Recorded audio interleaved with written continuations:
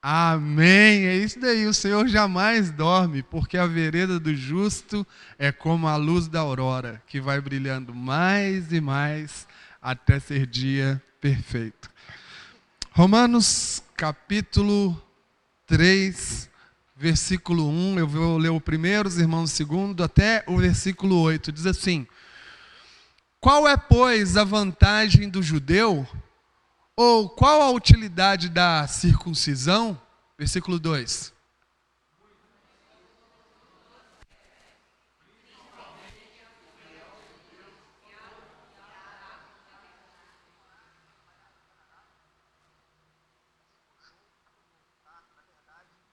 Me perdoe. E daí? E daí? Se alguns não creram, a incredulidade deles virá desfazer a fidelidade de Deus?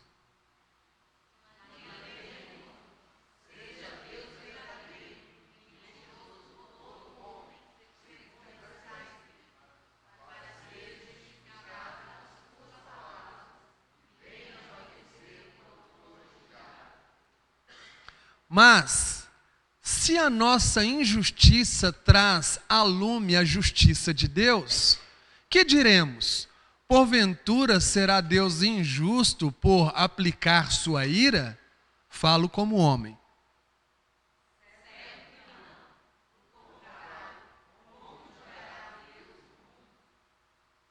E, se por causa da minha mentira fica em relevo a verdade de Deus para a sua glória, por que sou eu ainda condenado como pecador?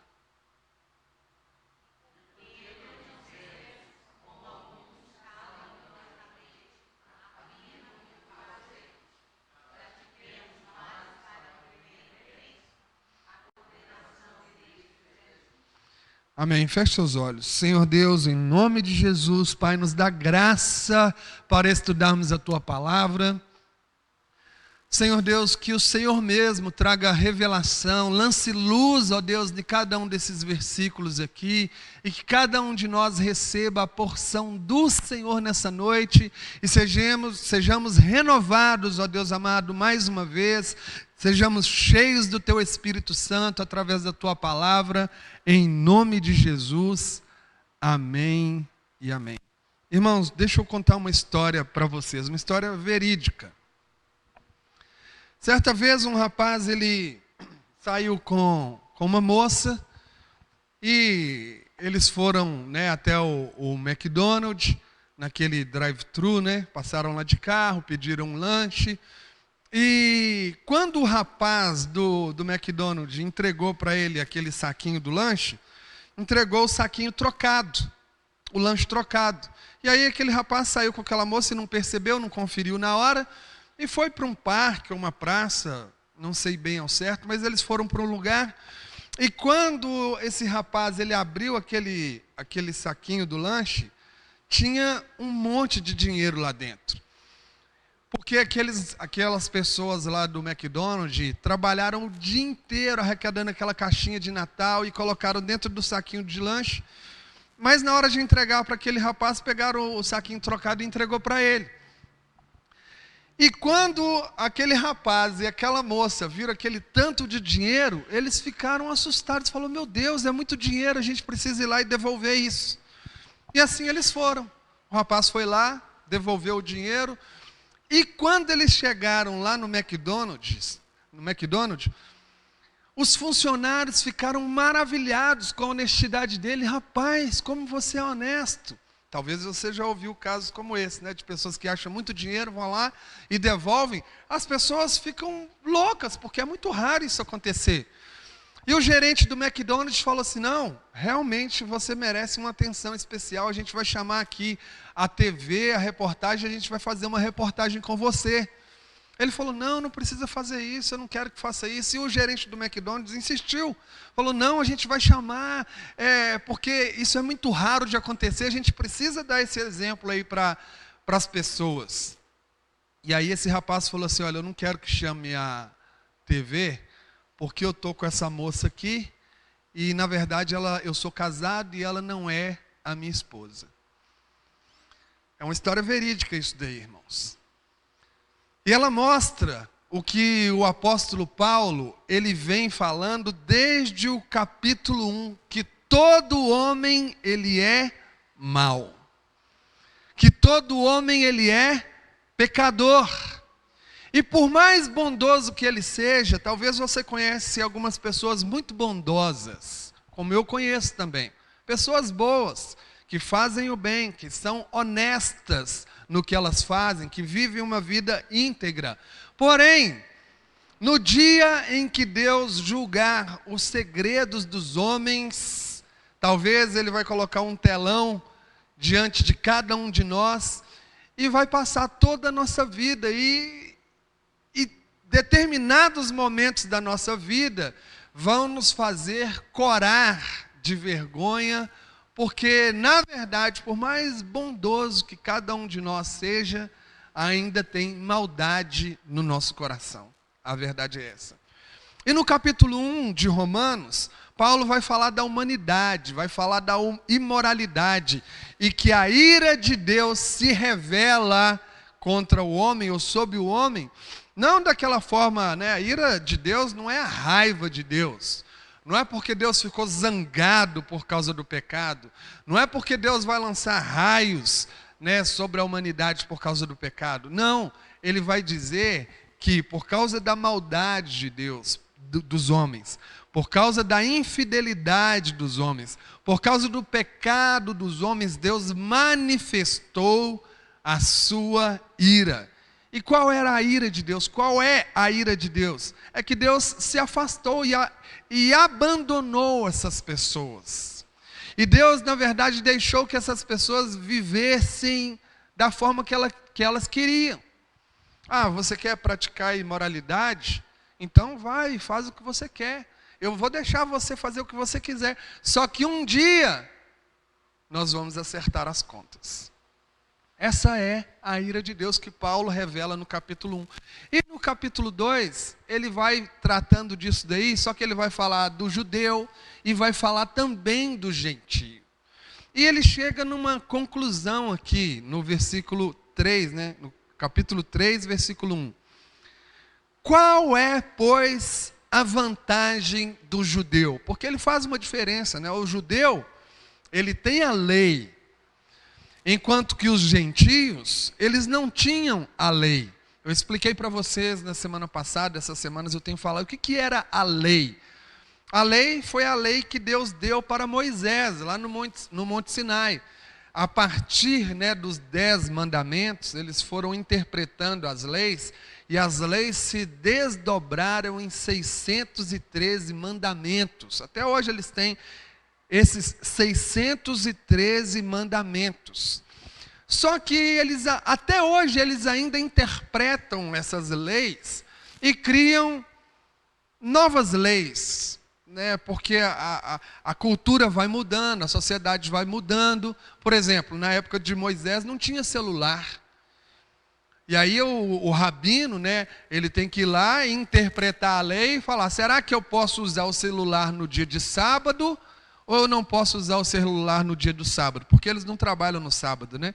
Mas será que eu posso usar o celular no sábado? Sim ou não? Então eles têm que interpretar as leis e desdobrar essas leis em outras.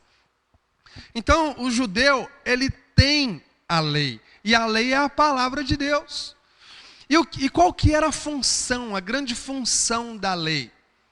Até hoje ela é, né? A função da lei era revelar o pecado. Por que revelar o pecado, pastor? Porque quem fala que uma coisa é pecado ou deixa de ser pecado é a lei. Se não tivesse a lei, ninguém saberia o que era pecado. Se alguém não dissesse assim, não matarás, se alguém não dissesse isso, ninguém saberia discernir se matar era ou não pecado. Apesar de que eu já falei para você, cada ser humano foi criado com uma lei moral. Mas não vou entrar nisso agora, vamos só falar da lei escrita. Então o judeu, ele tem a lei escrita e o gentio não tinha a lei escrita. Mas Paulo condena toda a humanidade, tanto os judeus quanto os gentios, ao juízo de Deus, porque ele fala, tanto o judeu com a lei, quanto os gentios sem a lei, todos são pecadores, e todos merecem o justo juízo de Deus. Bom, se todos são pecadores, tanto judeus como gentios, ele faz uma pergunta no capítulo 3. Ele diz, qual é, pois, a vantagem do judeu?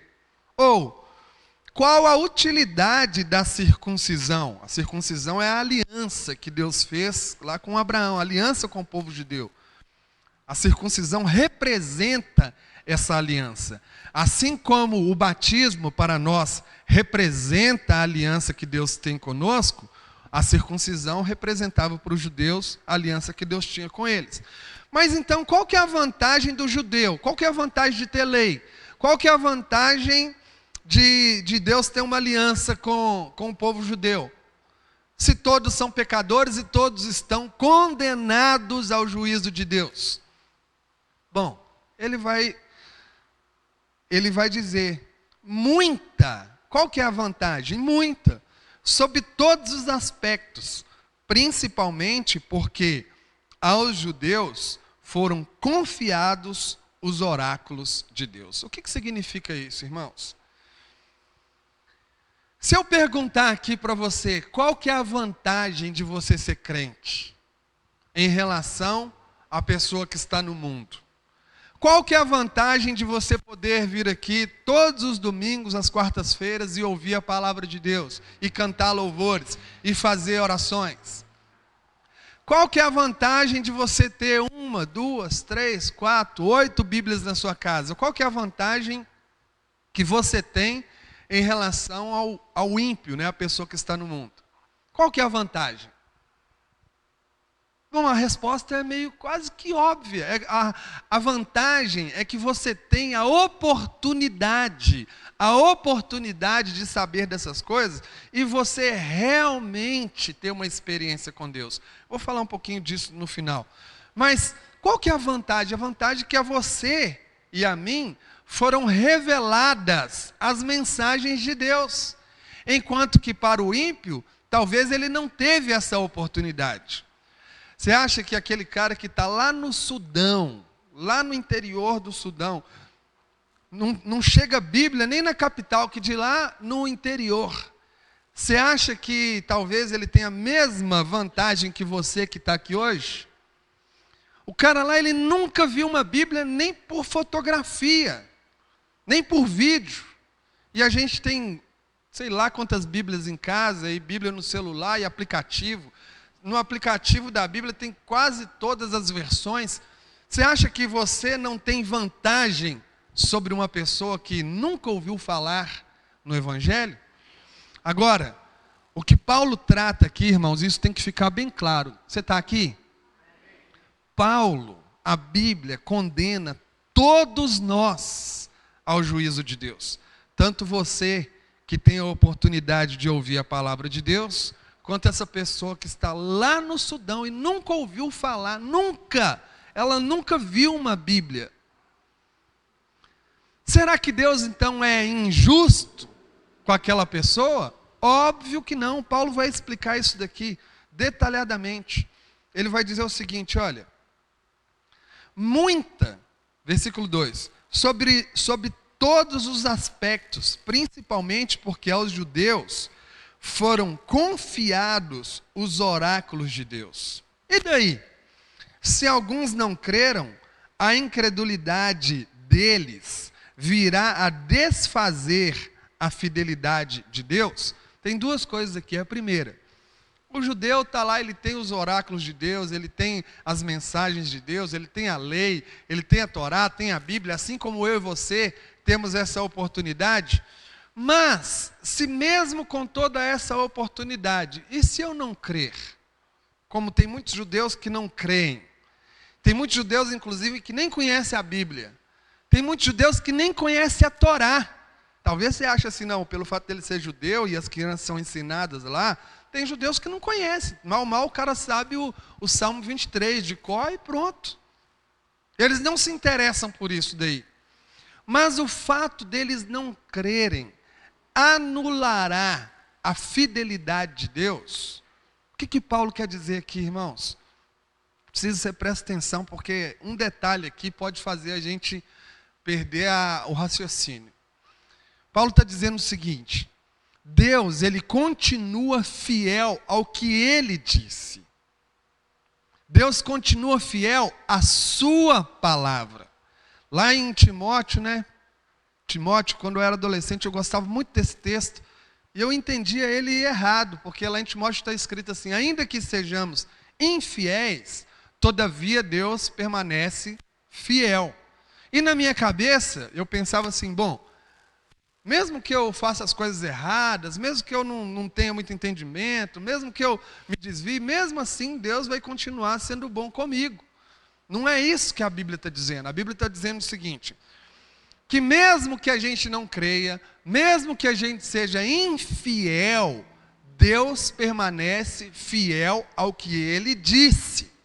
E o que Ele disse? Se você obedecer, está lá em Deuteronômio, Se você obedecer, todas essas bênçãos te seguirão.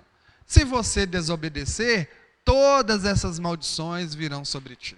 Eu vou explicar isso daí. Mas Deus permanece fiel ao que Ele disse. E Ele continua dizendo, E daí? Se alguns não creram, a incredulidade deles virá desfazer a fidelidade de Deus? É uma pergunta, e Ele mesmo responde: de maneira nenhuma. Seja Deus verdadeiro e mentiroso todo homem, segundo está escrito, para seres justificado nas tuas palavras e venhas a vencer quando fores julgados. Agora, como que isso se manifesta na prática, irmãos? Na prática. Você conhece uma pessoa, ou até essa pessoa seja você. Uma pessoa muito boa, uma pessoa que gosta, inclusive, de ajudar as outras pessoas, de promover eventos, de levar cestas básicas. Talvez você conhece uma pessoa muito honesta, muito íntegra, que inclusive até os outros amigos dão testemunho dessa pessoa.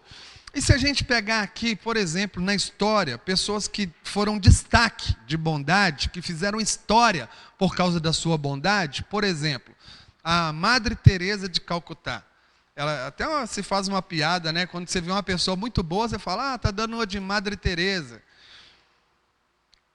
Na prática, o que Paulo quer dizer é o seguinte, irmãos: a pessoa pode ser a Madre Teresa de Calcutá no que diz respeito à bondade, em ajudar as pessoas, em seriedade, em honestidade, em integridade. A pessoa, ela não desvia daquele propósito nem 1 milímetro sequer. E ela vive a vida inteirinha dela naquele mesmo propósito. E mesmo assim, quando essa pessoa morrer, ela vai para o céu. É isso que Paulo está dizendo? Não. E mesmo assim, a pessoa pode viver uma vida inteirinha de bondade e mesmo assim ela ir para o inferno. Sabe por quê, irmãos? Porque não é a bondade do homem que vai nos salvar, não são as obras, não é a minha ou a sua bondade que vai nos salvar, até mesmo porque nós somos um pouco parecido com esse rapaz da história que eu contei. Ele foi muito bom num lado, mas ele foi um fracasso do outro lado. E, na verdade, ele demonstrou que ele era uma pessoa íntegra, mas, no final da história, ele foi um fracasso como marido, como pai, talvez. E, de repente, meu querido irmão, você e eu, a gente se acha bondoso ou íntegro.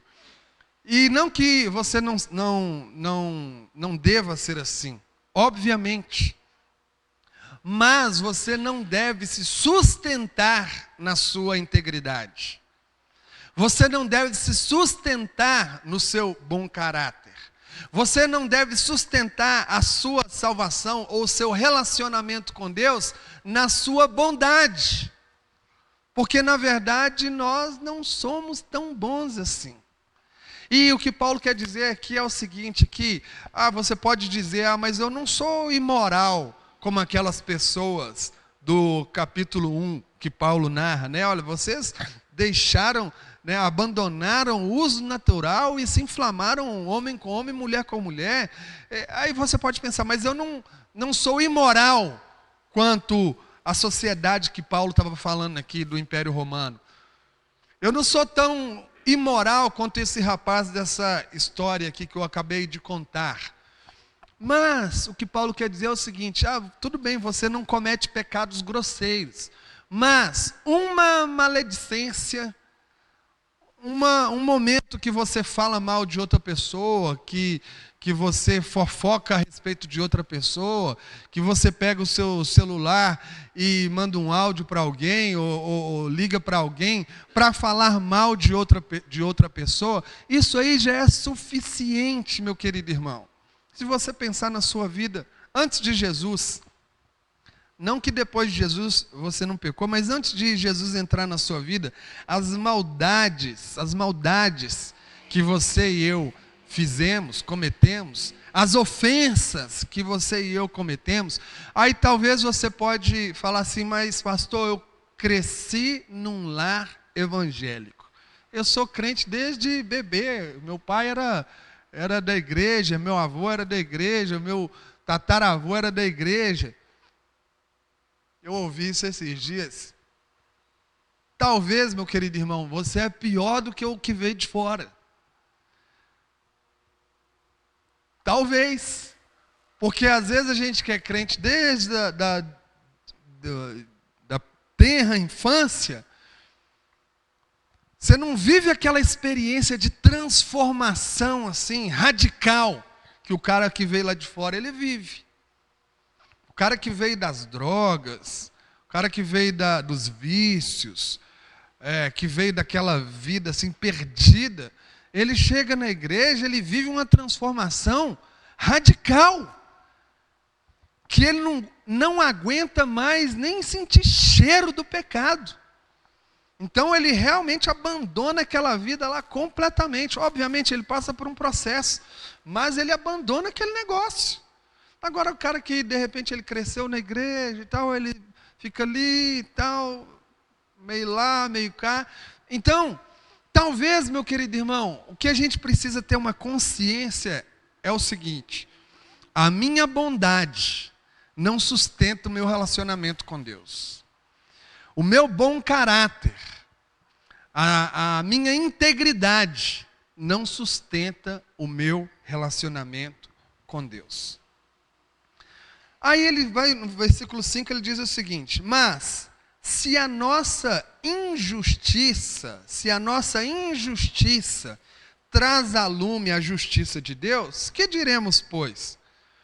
Porventura, será Deus injusto por aplicar sua ira?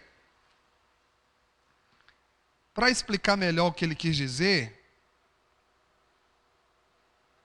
vamos ler o versículo 7 também. E se por causa da minha mentira fica em relevo a verdade de Deus para a sua glória, por que sou eu ainda condenado como pecador? E no versículo 8 ele emenda mais um exemplo, melhor ainda, para explicar o que ele quis dizer aqui. Que talvez, depois de toda essa introdução que eu falei, talvez você está pensando até isso daqui.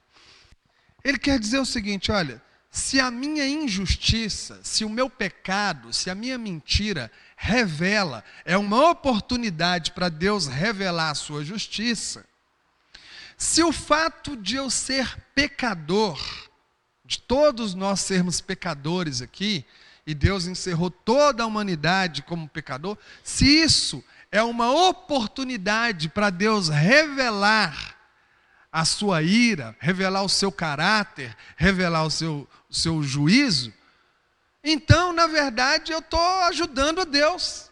Se a minha mentira revela o caráter de Deus, então eu estou ajudando a Deus. É mais ou menos isso que ele quis dizer. Olha só, vamos ler de novo para você entender.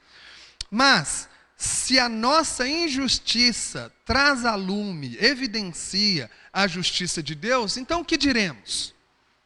Porventura Deus será injusto por aplicar sua ira? De certo que não. Versículo 7. E, se por causa da minha mentira fica em relevo a verdade de Deus, por que eu sou condenado como pecador? As pessoas diziam isso de Paulo, irmãos, por causa dessa teologia dele. As pessoas diziam isso dele: olha, já que onde abundou o pecado, superabundou a graça, significa que quanto mais eu pecar, mais graça vai vir sobre a minha vida. Era isso que as pessoas falavam sobre Paulo. E talvez é isso que dá a entender quando eu digo que a sua bondade não sustenta o seu relacionamento com Deus. Se não sustenta, pastor, então eu estou liberado para pecar. Porque se eu vivo a minha vida corretamente, a vida inteira, e isso não sustenta meu relacionamento com Deus, então eu estou liberado para pecar. É isso, irmãos? Claro que não, é óbvio que não. É óbvio que não. Na verdade, o que o Paulo quer dizer é o seguinte. Vou ler o versículo 8, só para mim concluir isso daqui, essa parte. Versículo 8. E por que não dizemos, como alguns caluniosamente afirmam, que o fazemos, pratiquemos males para que venham bens? A condenação desses é justa. Então alguns diziam: olha, então vamos praticar males, porque se eu praticar males virão bens.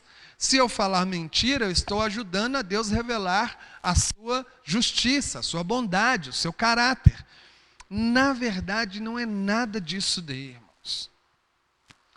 O que acontece é o seguinte: eu falei para vocês aqui durante quase 6 meses sobre a graça de Deus. E a gente tenta se apoiar muitas vezes na nossa bondade e na nossa justiça. E é por isso que às vezes é difícil a gente entender tanto o juízo de Deus quanto a graça de Deus.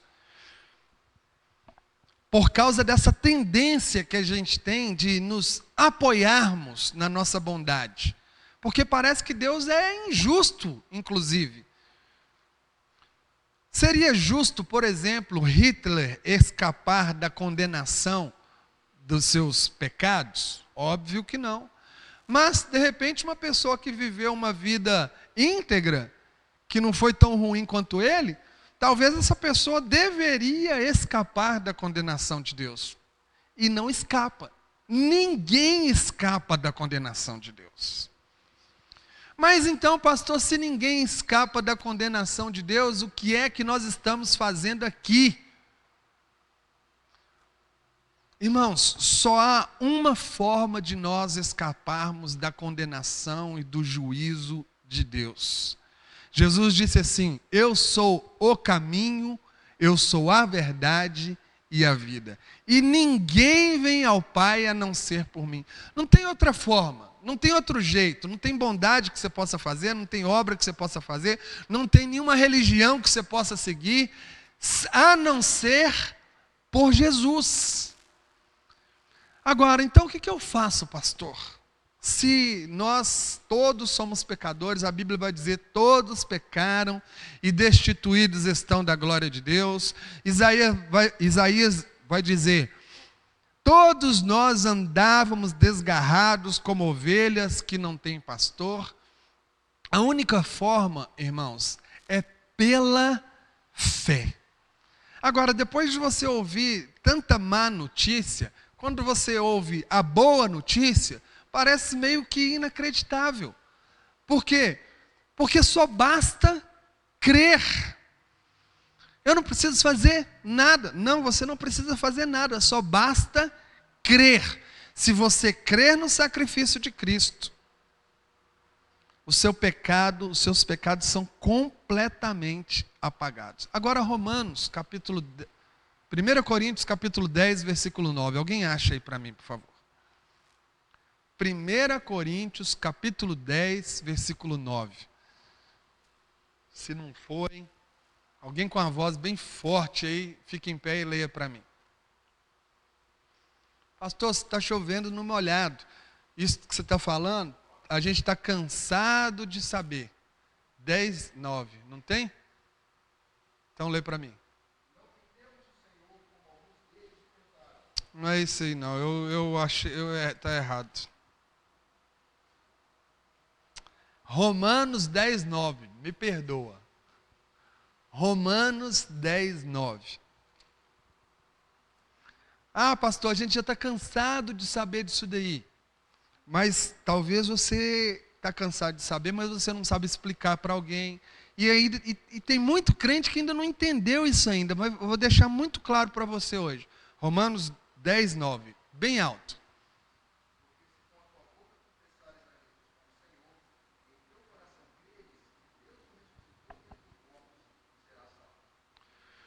Porque se com a tua boca confessares a Jesus como...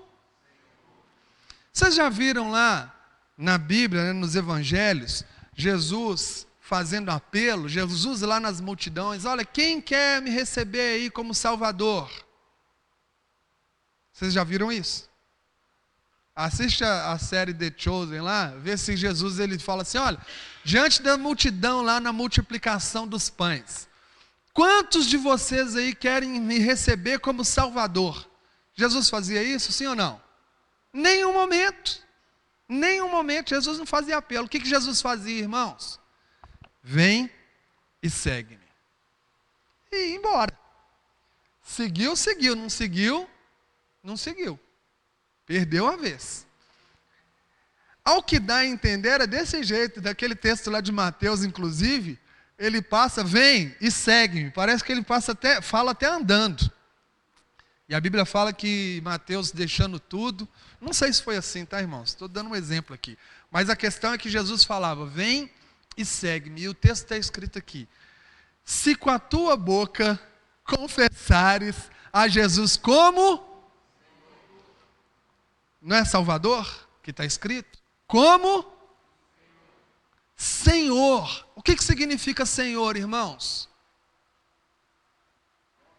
Dono. Se com a tua boca confessares que Jesus é o dono da sua vida. Agora você tem lá alguma coisa que é sua. Você que determina as regras daquilo ali, sim ou não? Se é sua. Se a sua vida pertence a Jesus, Ele determina a forma como você vai viver.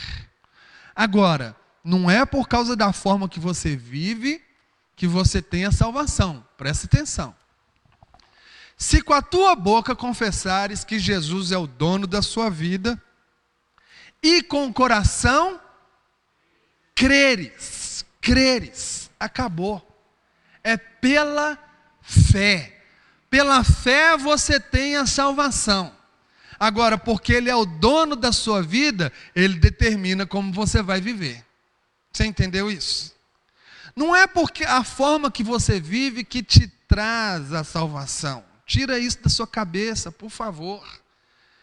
Inconscientemente, às vezes, a gente tem a tendência de pensar assim. Não, é o coração. Eu creio com o meu coração que Jesus ele veio, ele viveu como um bebê, ele chorou como um bebê, ele foi humilhado, ele foi cuspido, ele foi maltratado, foi condenado injustamente, viveu a vida inteira sem pecar, não deveria morrer por causa disso daí, porque o juiz era para quem pecasse. Ele não pecou, viveu a vida inteira sem pecar, morreu pelos meus pecados. Eu creio nisso com todo o meu coração. Eu creio que pela fé eu sou salvo em Cristo Jesus. Como que você crê, pastor? Eu creio. Então eu tenho a salvação.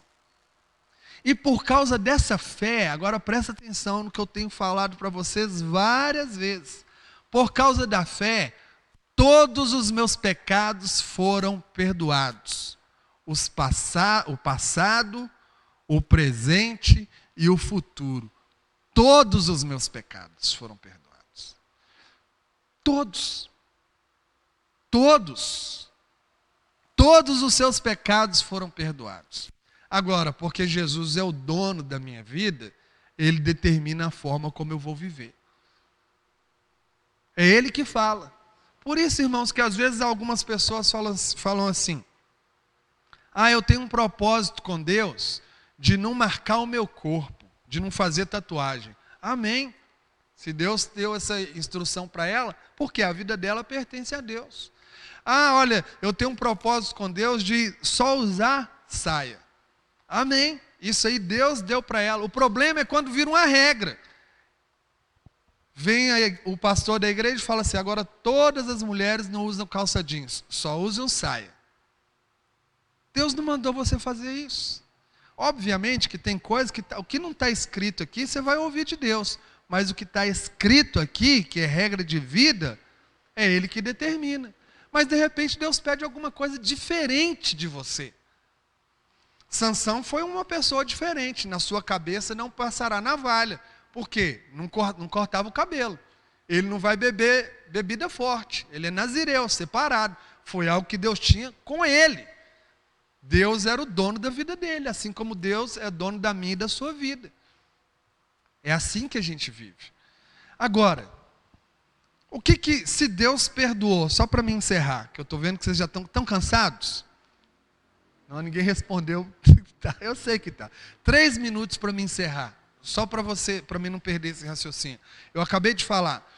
Você é salvo pela fé.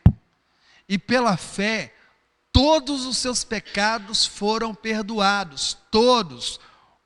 O passado, o presente e o futuro. Até os pecados que você vai cometer daqui 10 anos, Deus já perdoou. Pastor, se Jesus já perdoou os meus pecados, como que então as pessoas perdem a salvação delas? É muito simples. A salvação vem quando acaba a fé, o que acontece?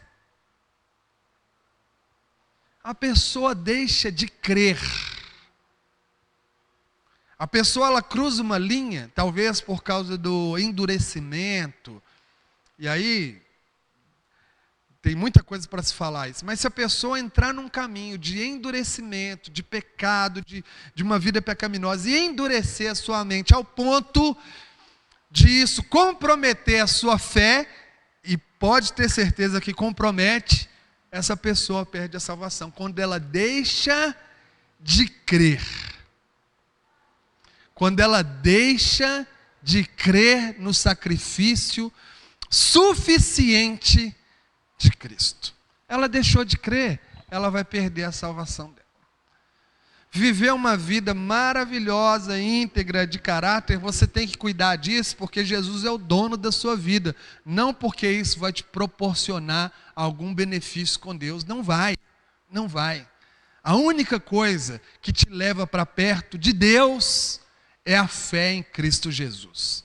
Eu sou o caminho, a verdade e a vida. E ninguém vem ao Pai a não ser por mim. Amém, irmãos? Vamos ficar de pé?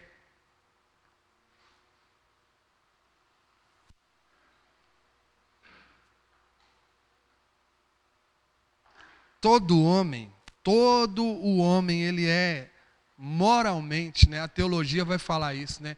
A depravação total do homem. E não está errado não, é isso daí mesmo. É isso daí mesmo. A gente pode ter atos de bondade, mas na essência nós somos pecadores. Carentes da graça, da maravilhosa. Aí você entende por que a graça é tão maravilhosa assim. Porque a gente cantou aqui, né? Me usa como um farol que brilha e tal. Mesmo a gente sendo assim pecador e depravado, mesmo assim Deus usa, Deus tem prazer em nos usar, porque Deus nos olha através de Jesus, através do sangue de Jesus, através do sacrifício de Cristo. E mesmo assim Deus quer usar a minha e a sua vida, mesmo a gente sendo desse jeito daí que a gente é. Feche seus olhos, e a sua oração, que ela seja assim: Senhor, me ensina a entender que o Senhor é o meu dono, que a minha vida pertence ao Senhor, e jamais permita que eu perca a minha fé, Senhor Deus, que a minha fé seja abalada. Senhor Deus, em nome de Jesus, Pai, nós apresentamos a nossa vida diante do Teu altar. Ó Deus, nós confessamos que nós somos pecadores, às vezes maledicentes, às vezes mentirosos, às vezes, Senhor Deus amado, nós cometemos deslizes, Senhor Deus amado, às vezes a gente erra feio, mas nós somos carentes, ó Deus, da Tua graça, nós precisamos do Teu amor, precisamos, Senhor, desesperadamente da presença de Jesus na nossa vida, do Espírito Santo, nos limpando, nos ensinando, ó Deus amado, a vivermos a vida de Deus, ó Pai, ó Deus, nos ensinando a abandonar os pecados, a abandonar as tentações, a vencer as tentações, Senhor Deus, para agradar, ó Deus, o Senhor. Pai, que o Senhor abençoe essa igreja, abençoe a minha vida, abençoe os meus irmãos aqui, em nome de Jesus, em nome de Jesus.